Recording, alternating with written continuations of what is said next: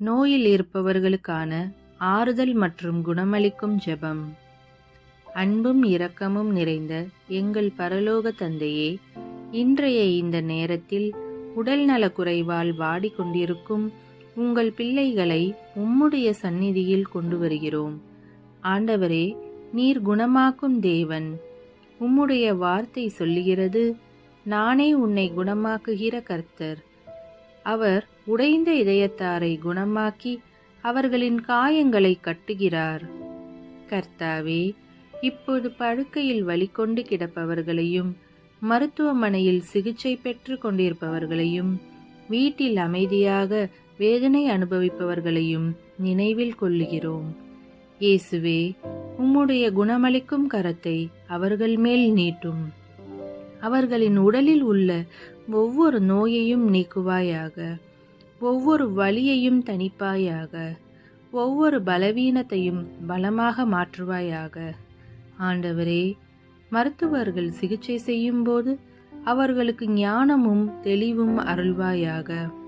மருந்துகள் சரியாக செயல்பட உம்முடைய ஆசீர்வாதம் இருப்பதாக. பரிசுத்த ஆவியே, மன உளைச்சலில் இருப்பவர்களுக்கு சமாதானம் தாரும்.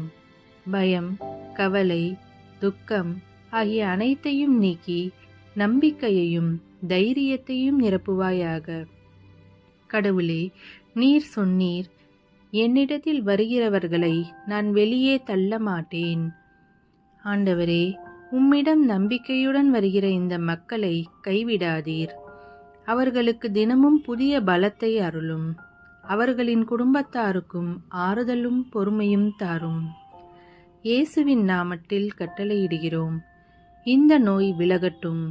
இந்த வலி குறையட்டும். இந்த உடல் முழுமையாக குணமடையட்டும். உம்முடைய சமாதானம் அவர்கள் அறையில் நிரம்பட்டும். உம்முடைய சந்நிதி அவர்கள் இதயத்தை தொடட்டும். உம்முடைய அன்பு அவர்களை சூழட்டும். கர்த்தர் உன்னை ஆசீர்வதித்து காக்க கடவன். இன்றே ஒரு அதிசயம் நடைபெறட்டும். இன்றே ஒரு மாற்றம் ஏற்படட்டும்.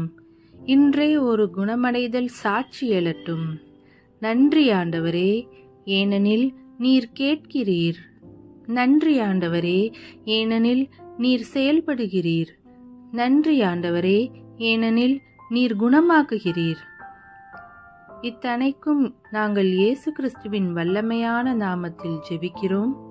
ஆமீன்.